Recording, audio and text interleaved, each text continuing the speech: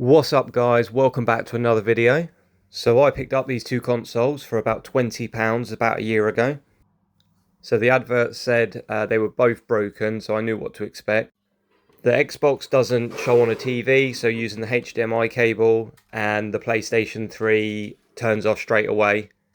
The reason I still picked it up was because of the PlayStation 3 is one of the original versions that play PlayStation 2 games and PlayStation 1 games. And I thought I would give it a go at trying to repair it and try and make a video out of it. So I've never tried to attempt to repair one of these, so I don't know if I can do it, but we'll see.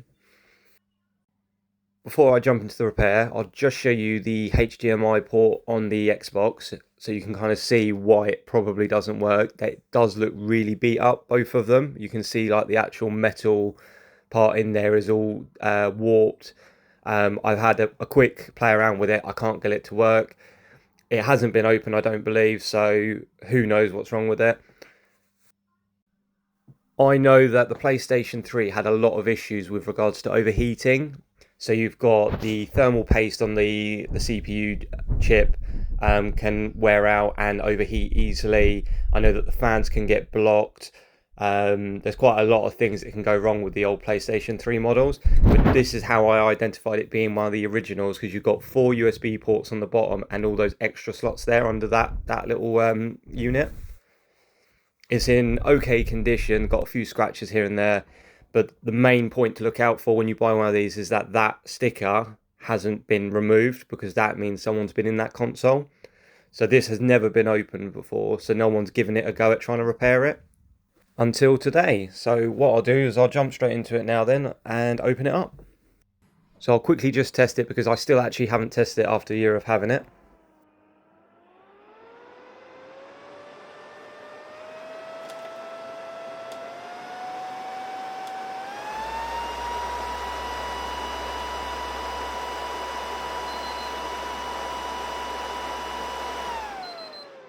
So the fan's going crazy when you turn it on, and it doesn't get past the first screen.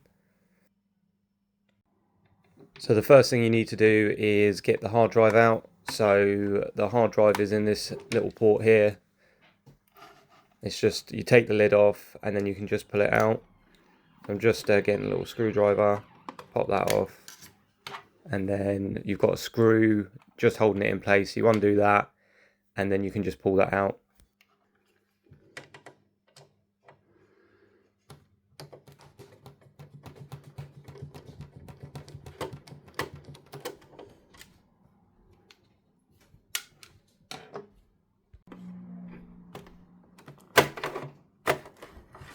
Like so.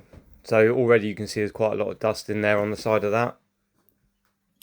I'll just lift it up so you can have a quick look inside. So I just need to remove the warranty sticker above it, and then we can open it up.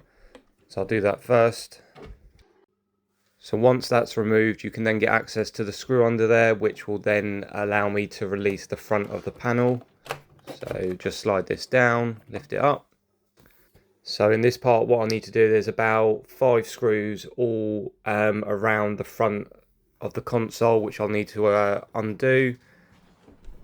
Just quickly show you one of them. So they're all like hidden like that. And then there's some more there. So I'll get them all removed and then I will come back. Once all the screws are removed, you can open it like this. And already I can see that there's quite a lot of dust in here. If you look to the left hand side, you've got it all, I think that's on the disk drive. It's all stuck to the side. So you've got to pull this little ribbon cable out so it disconnects from the top of the console. And I'll show you the top as well, how dusty it is. So you can understand why it's probably turning off, because it's overheating, because it's not getting a good air supply. I'll give it a little spin around so we can look at how bad it actually is. So as I make my way around the console, I will be giving it a clean to try and get rid of all this excess dust. Probably one of the worst I've seen. It's all down the front as well.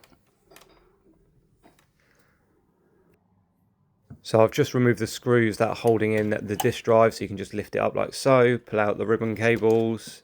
There's two, there's one to the side and one underneath. I then need to remove what I believe is part of the power unit to the console, which is to the left hand side of the disk drive. So there is two cables that go into this one at the front, one at the back. I've just removed the last screw for this part. You have to be very careful. There's a black cable that is sellotaped to the side of this unit, so you can just rip the sticker to be able to remove that off, like so. So the first thing I'm going to do is clean the console as we go. The second type of repair that I'm going to do is just take a look at the fan, make sure it's not clogged, give that a deep clean. Now there are a couple more screws to take out on this level, so they're all around the edges. Once I've taken it out, I can then get the bottom half of this console off. So I'll jump back in a minute once I've done that. Now that I've done that, I can show you how bad the dust is in this actual console. So you can't see any of this from the outside, and this is probably why it was really struggling. So now that I've got the bottom half of the console off, I can show you the fan. So there's dust all around the side of it, all down where the hard drive sits. The fan itself looks relatively clean inside, which is a bit of a concern. So I'm just going to take the fan out and have a closer look inside and just see if there's any clogs or anything like that. So there's just 3 screws around the top of the fan.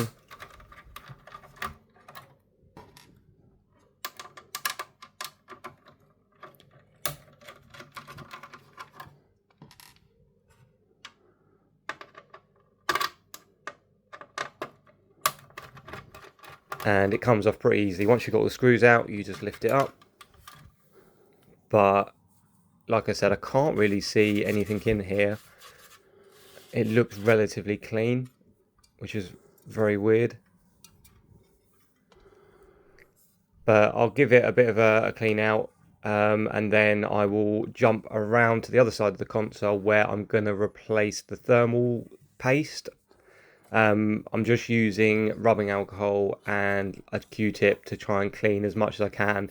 It looks like it's been stored in some sort of like damp shed or something like that, because it's a lot of the actual metal is kind of like rusty. I'm surprised it even turns on. Right, so we flip the board back over and we undo these screws in the center. This is what holds the fan and the kind of casing around the motherboard in. So once you take this off, you can then remove the 2 sheets of metal either side of the motherboard, and then we can get access to the CPUs.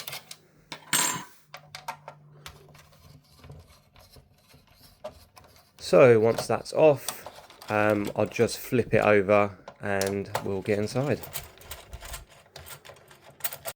Right, so the casing's off on one side, so you can kind of see quite dusty on the motherboard.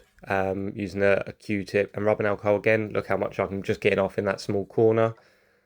I won't show all of the cleaning that I'll be doing, because that will probably take up an hour. So I'll jump back to the next bit. Right, so on the other side, this just lifts off now and I can see the CPUs. So you can see the old paste on there is quite dried up, all leaking over the sides. So I've got some rubbing alcohol wipes. I'll get that off and then I'll lay some more down. So now that's looking a lot better. I'm just applying some new paste to the unit. So I need to do it on both of those squares. So I've never done this before. I'm completely new to this.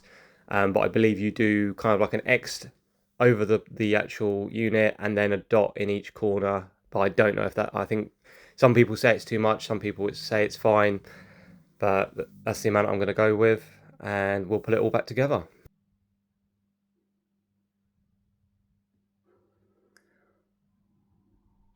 Right, so we've got it all back together. Now for the moment of truth.